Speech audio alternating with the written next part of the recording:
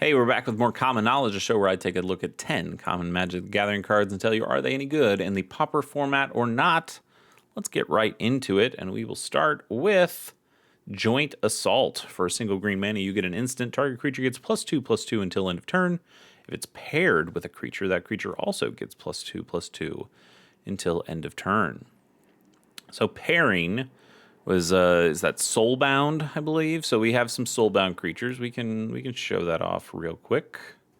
Maybe if Scryfall wants to help us here. So soulbound. Is it 2 words?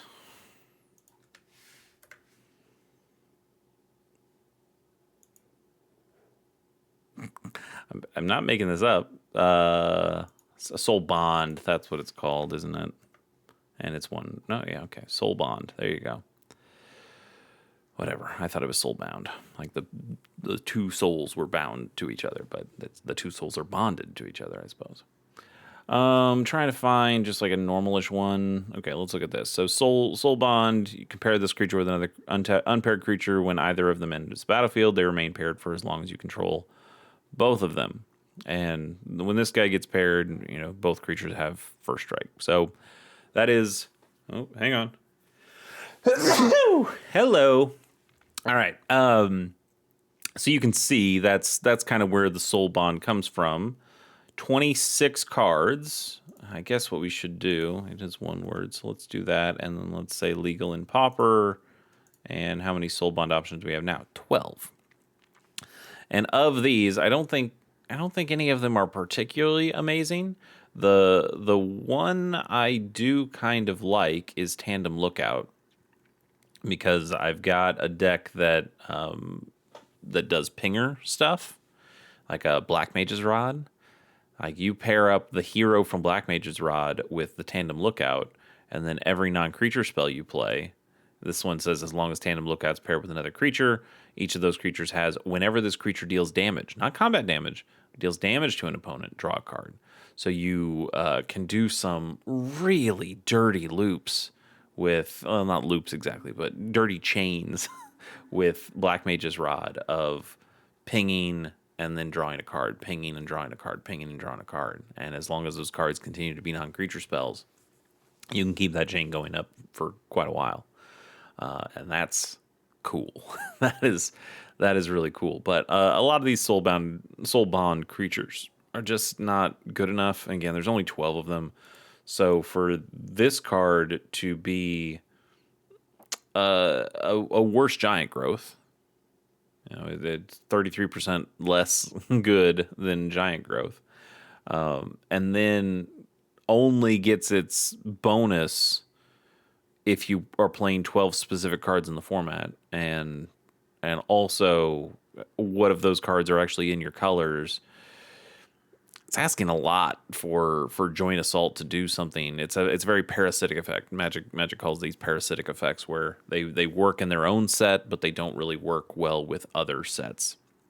And to my knowledge, there's not another way to pair a creature without Soul Bond. So I think Joint Assault's kind of bad. I think it's kind of bad. I'm going to give it a 1.2. It is still a okay combat trick, I suppose. It deserves more than a 1.2. I'll give it a 1.8, I guess. But that is because it is a halfway decent combat trick on its own. You would never play it, though, because you have other combat tricks. You just have Giant Growth. Just play Giant Growth instead. Because dollars to donuts, you do not have a Soul Bond creature in your deck. I suppose if you put this into your deck, you definitely do, but you probably shouldn't. You should probably think about your life choices at that point. So let's move on. Ooh, heck yeah! I'm a big fan of this card. I don't know if it's I do not remember. I'm looking at this blind. I'm not even looking at the card right now. I remember this card. The abilities I don't think are all that good, but the art. Look at the art. Shaper Guildmage is a blue mana for a human wizard, 1/1. And for 1 white, you can tap it and target creature gains first strike until end of turn. Or for 1 black and tap it, target creature gets +1/+0 until end of turn. Yeah, that's not great.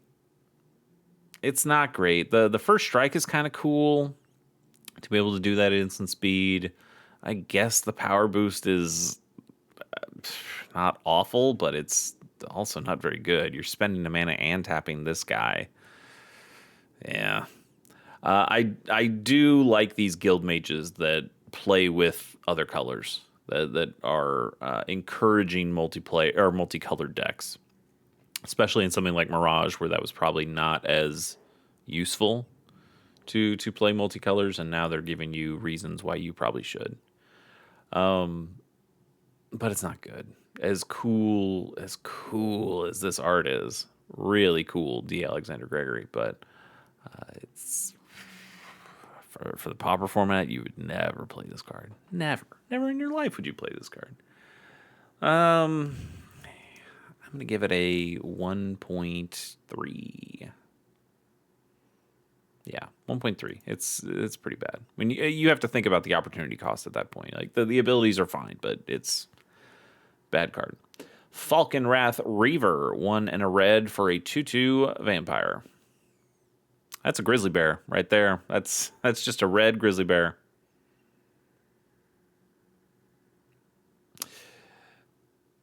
So in a way, it's better than a grizzly bear, right? Even if it's just a grizzly bear, it's in red, and red didn't for a while. It didn't get grizzly bears. You know, the creatures would have to be worse somehow. This would be a 2/1 instead, or a 3/1, which in some ways is better than a grizzly bear, but also can die easier.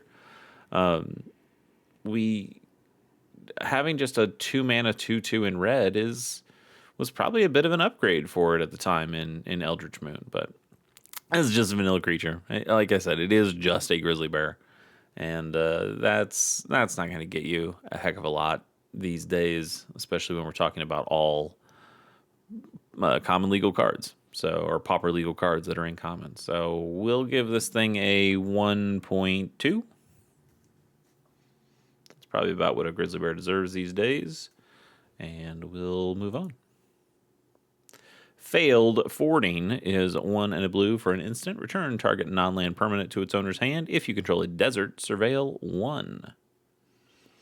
Okay. Little Oregon Trail reference from Outlaws of Thunder Junction here. So you get a bounce ability.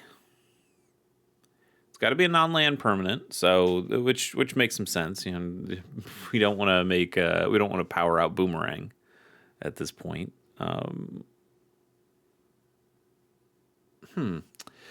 It's cool bounce effect. So instant speed can bounce their stuff, so you can unsummon, or if they have a problematic artifact, or if they have like a really problematic artifact or enchantment token, you can get rid of that guy real easy. It's also pretty easy for you to play deserts. You know, if you're playing this in a 2-color deck, you can certainly play those dual deserts from Outlaws of Thunder Junction. There are other deserts as well. There are monocolored deserts if you wanted to play just the blue ones and make that potentially work as well. Are those a common? Actually, are those a common? I'm not sure. Let's go check that out. Desert. Let's say Commander Blue, just so we know. And I know we're not playing Commander, but that's a good way of forcing only the cards that work in blue. And let's say Leland Pauper. Oh yeah, Conduit Pylons. Sure, you could play Conduit Pylons. There's a lot here, but yeah, Desert of the Mindful is something I was thinking of. Yeah, Painted Bluffs. So there's some options that you could certainly make work, or just Classic Desert is always an option too. Classic Desert's actually pretty good. Have we done Classic Desert before? I know I've talked about Desert, but Desert should be a good Pauper card. Anyway, the Surveil 1 is not the biggest deal in the world, but if you're able to get it, that works out all right. And the other thing I wanted to mention here is that you don't have to just do it to your opponent's stuff. This can be something that you do for yourself. I'm not saying this is a good loop, but you play this with Archaeomancer. You bounce the Archaeomancer back to your hand. You have a desert, so you get to Surveil 1. You play the Archaeomancer. You pull this back from your graveyard to your hand. You play that. You bounce the Archaeomancer back. You get to Surveil another one. You could see the loop there. Now the loop is really only getting you the the extra surveil each time. It's not like you're getting a ton of great value off it, but it is a line you could use if you were using that in that deck. Ephemerate is still way better. You should just play Ephemerate and Archaeomancer instead. You'll be much happier. But I do like this card. Ephemerate only works on your creatures, so I do like this card that is able to work on a number of levels and potentially give you a little bonus in the process. I'd probably still just play Unsummon instead, or Bounce Off, I guess, is the better card. But I don't hate this. I don't hate this. Let's go with I'm going to give it a 2.9, I think. I like these cards. I like these bouncy kind of cards in blue. Real fun tempo stuff. I think tempo's a neat, underrated deck choice, mechanical choice, style of play. There you go. Tempo's an underrated style of play. Petrified Plating is 2 and a green for an enchantment aura that enchants a creature. Enchanted creature gets +2/+2, and it has Suspend 2 for a single green. So rather than cast this card from your hand, you may pay green and exile it with 2 time counters on it. At the beginning of your upkeep, remove a time counter. When the last is removed, you may cast it without paying its mana cost. I don't like this. I actually don't like this at all, and I'll tell you a couple reasons why. One, it's too expensive. Three mana for +2/+2 stats is not good. It's just not good. And you might say, well, yeah, that's the point is that it's not good. The point is that they want you to suspend it. I'll also tell you why the suspend is pretty bad. So you play this on turn 1 as your turn 1. You put this down. It has Suspend 2. So you didn't put a creature out that turn. Your turn 2, your one chance to play a creature. So you play your creature on turn 2. You take it off the suspend counter, so now it's at Suspend 1. You play some little creature on turn 2, and then turn 3, now you take the last time counter off this, and you put this on your creature. Let's say it was a grizzly bear, so you have a 2/2, now it's a 4/4. So you have a 4/4 on turn 3, and you have all the mana available to you on turn 3 at that point. But this gives your opponent a whole turn to deal with your creature.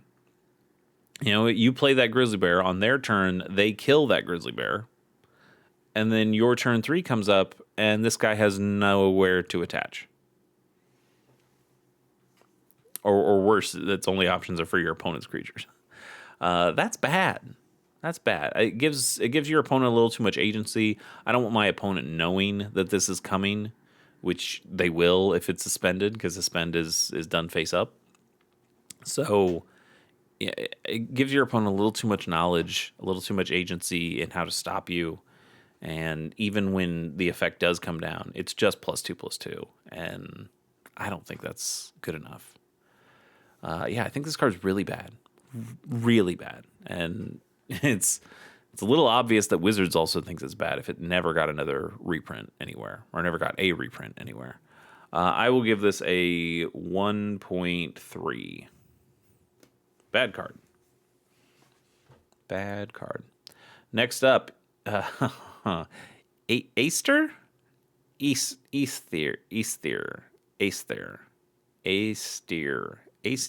I want to say Aestir. You tell me if I'm wrong. Aesir Glider is 3 mana for a 2/1 artifact creature bird construct. It has flying, and this creature can't block. Well, that's pretty bad, isn't it?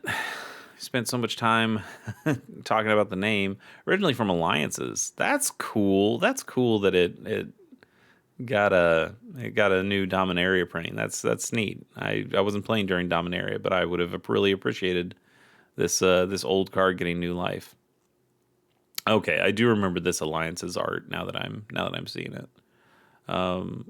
Yeah, that's cool. It's cool to see old cards show up again, even just as draft commons or limited commons. I like looking back at Magic's history, and Dominaria is a great set to do that. You know, you can certainly look back to a lot of old cards. This card's bad though. It just there's no two ways around it. Three mana. Any deck can play it. It's all colorless, but a 3-mana 2/1 flyer that can't block, I just don't think is all that useful to you. It really isn't. Let's go with a 1.2. I'll reverse its power and toughness. How about that? Next, Land Horde Dead. I do love this card. It's a fun one. For Golgari mana, black and green, you get a 2/2 zombie elf that taps to add a black. So, we were just talking about Grizzly Bear. This is also a Grizzly Bear.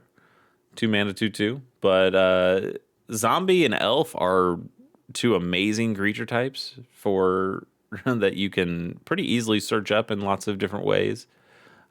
This being a Llanowar elf in a way that died. Like I like the flavor of it, so now it makes black instead of green. This was certainly before Elves. Well, actually, wait, no, it wasn't. It wasn't before Elves of Deep Shadow. I wanted to say it was because I think of the new Elves of Deep Shadow. I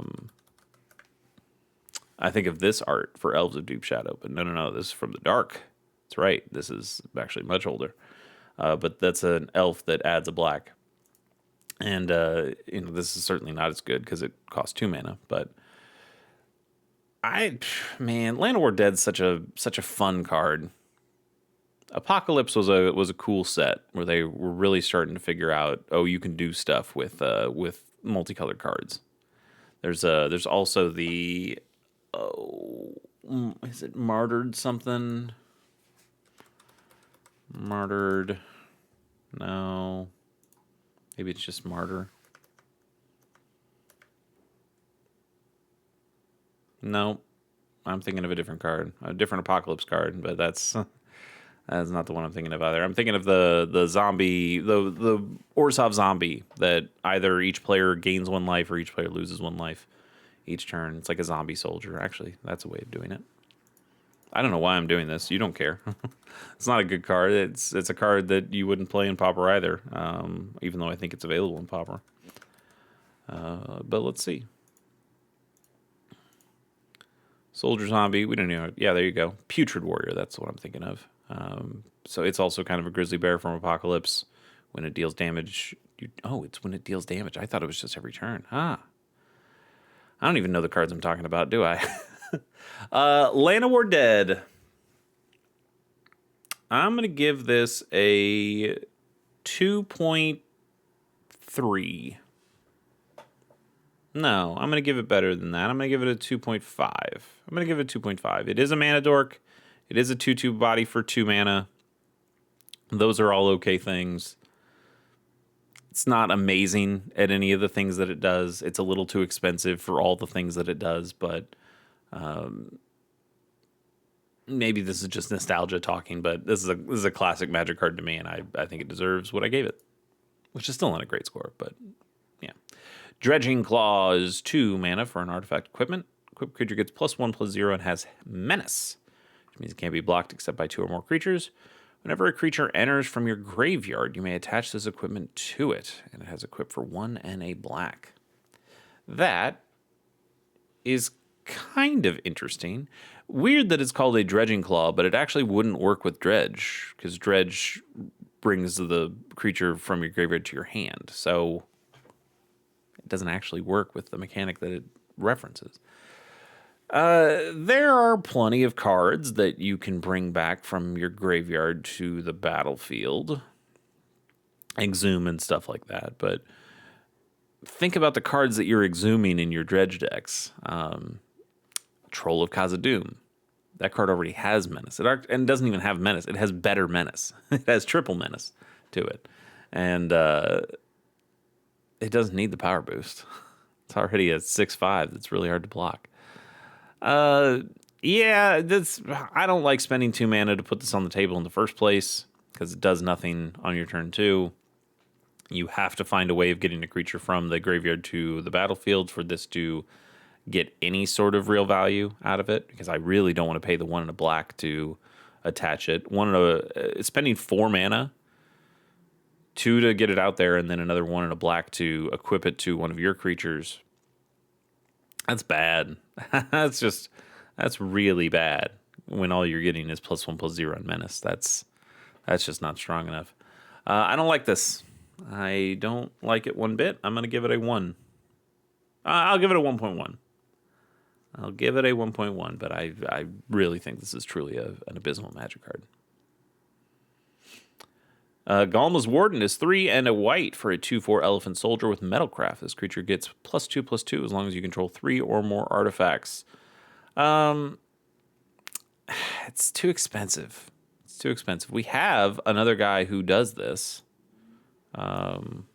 In Pauper. Well, this guy's also in Pauper, but we've got a guy who does this exact thing, but he costs 1 mana. Yeah, Ardent Recruit. Ardent Recruit's good.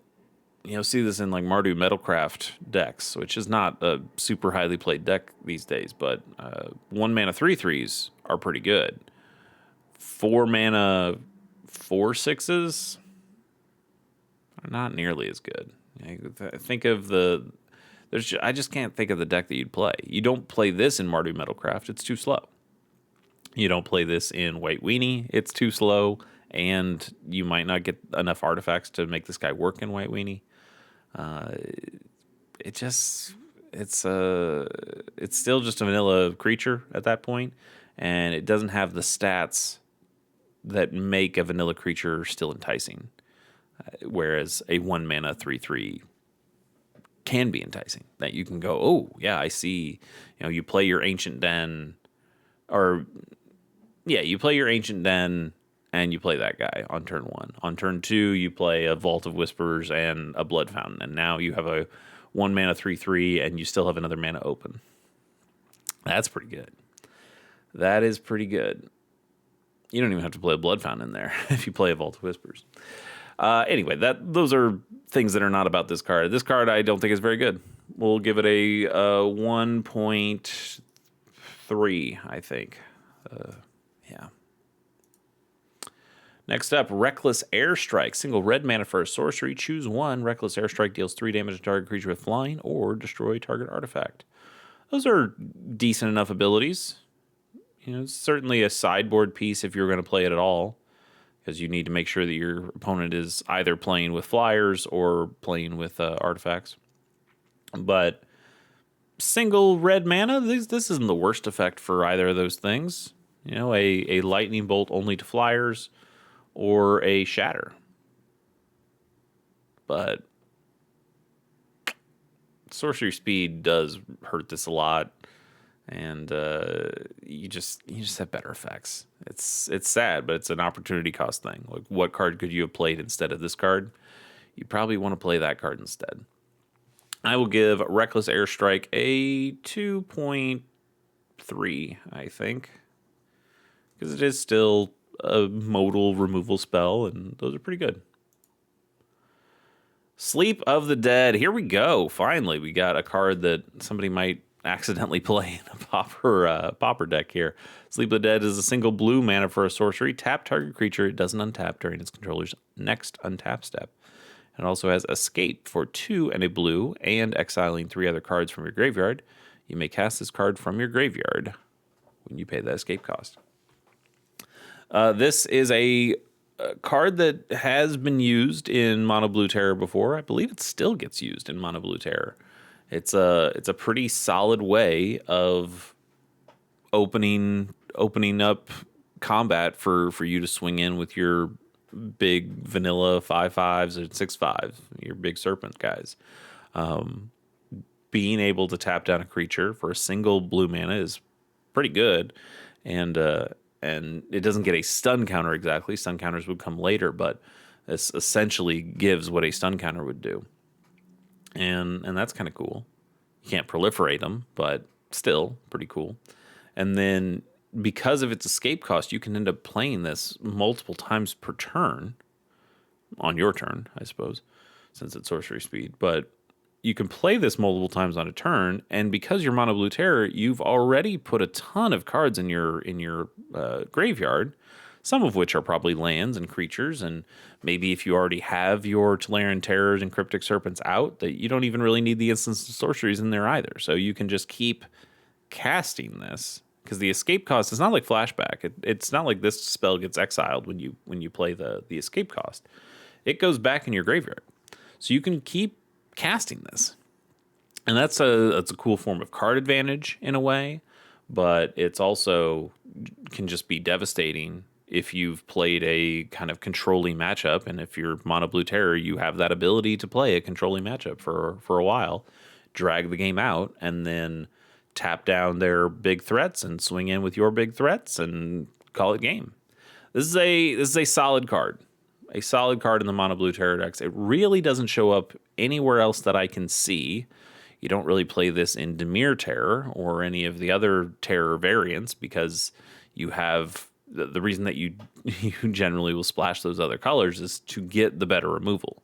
You play Is It Terror, so you can play Screds and Lightning Bolts. You play Dimir Terror, so you can play Cast Downs and not Doom Blades, but you know what I mean. So this is kind of the first card that you cut from those terror decks when you find a new color.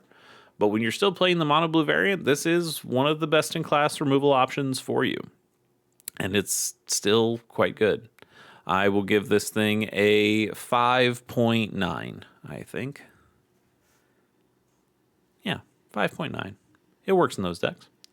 Let's do one bonus card and then get out of here. It's Twins of Maurer. Twins of Maurer Estate. It's 4 and a black for a 3/5 vampire with Madness. Madness 2 and a black. So if you discard it, you can discard it into exile. When you do, cast it for its madness cost or put it into your graveyard. So it's just a vanilla 3/5. And for 5 mana, that's really bad. For 3 mana, it's still kind of bad. It's not like a lot of the other madness cards that we've seen where you go, wow, what a good deal I'm getting. This is still not a particularly great deal. I suppose it's above rate, but it's just a vanilla 3/5 that you maybe paid a little bit less for. I don't think that's very good. I will give that a 1.5, I think. And I want to do another bonus card. We can do better than that, right? Alley Assailant is 2 and a black for a 3/3 vampire rogue. This creature enters tapped. It also has Disguise for 4 and double black. You may cast this card face down for 3 mana as a 2/2 creature with Ward 2. Turn it face up at any time for its Disguise cost. This Disguise cost is very expensive, so it must do something, right? When this creature is turned face up, target opponent loses 3 life and you gain 3 life. That's not good enough. That's not good enough at all.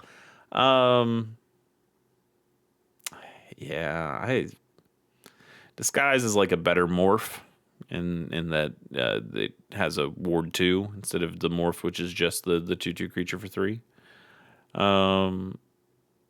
And it's really difficult with a card like this, where you go, okay, I could play this 2 mana or this 3 mana 2/2 with Ward 2 and no other abilities until you flip it, obviously. Or it's the same mana cost to just play the card. So I could just play a 3 mana 3/3.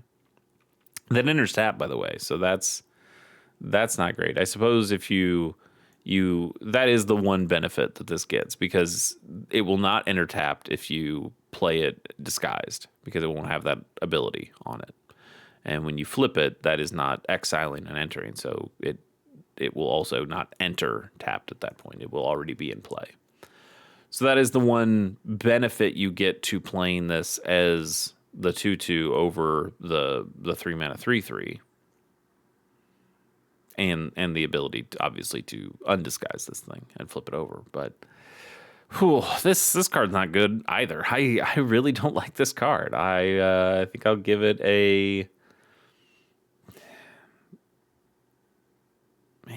I'm going to give it a 1.4. I really don't like it. And I want to do one more bonus card. Give me something slightly better. Whipvine. We've done Whipvine before. Let's skip and do another one. Act of Heroism. It's 1 and a white for an instant. Untap target creature. It gets +2/+2 until end of turn and can block an additional creature this turn. That's cool. That's a underrated thing that white can end up doing, is blocking additional creatures. I think that really messes up the combat math of an opponent. You put this in some kind of Orzhov deck where your creature had Death Touch. This is 2 creatures that you can kill. You get +2/+2. It can block an additional creature. So however big your creature is, you can assign 1 point of damage from this to one creature, the other point of damage from this to another creature. That's a 2-for-1 right there. Well, I guess it's 2-for-2. If you lose this card and you lose your own creature, that's 2 cards on your side, and that's 2 creatures on their side. So that's 2 cards for them. Still though, that is an interesting thing to do, and your creature might live. There's nothing saying that your creature has to die, especially if it's getting another 2 toughness. Maybe it does live from that situation, and then it is a 2-for-1. Anyway, I think these are really underrated combat tricks. Tapping your creatures, having them all attack. Like think about that Leonardo Big Brother that's come out somewhat recently. That's a 1/3, I believe. It's a 1/3, and it gets +1/+0 for each other creature you control. So you sneak in. Also, we should probably just look at it, right? You know what this does. You've probably been seeing it a lot lately. But Leonardo Big Brother 1/3 gets +1/+0 for each other creature you control. You snuck it in the turn before with its sneak cost. So you swung in for really big damage. Didn't kill him in the scenario that we're talking about, but you did some really good damage because you have a bunch of other guys. But now you're tapped out. Like all your guys are tapped. Your shields are down. You got a couple mana open, but that's it. What are they thinking now? They think they can just swing in and be totally fine. And then they swing in. You play Act of Heroism, and now your Leonardo becomes a 5 toughness, even bigger power creature. And you can block 2 of their guys. They didn't do the combat math, or the combat math was going to work out for them, and now it no longer does. That's a cool thing you can do. Even if they think you have one of these effects, rarely do they think, oh, now they're going to be able to block an additional creature. So I kind of dig this. The problem is I picked out Leonardo Big Brother, which is a very cherry-picked answer. There's so many other white cards that are 1/1s or 1/2s. Are your Novice Inspector? Is that the card that you're going to put Act of Heroism on? It's not going to be nearly as helpful for you, because then it becomes a 3/4 for a turn that can block 2 creatures. It's just not. It's not as useful. It's not going to kill those 2 creatures that you wanted to kill. It's the math isn't going to work out as often for you. It might still keep you alive. You kind of just sacrifice your own creature to stop a couple of attacks. But yeah, white doesn't have a ton of cards that make that work as well. But again, in white-black or even white-green that has a lot of Death Touch creatures as well, I think there's something to this. Why don't we give this thing a 2.6? I'm going to give it a 2.6. And that's all. You see, you got a couple extra cards out of me today. We'll see what you get tomorrow.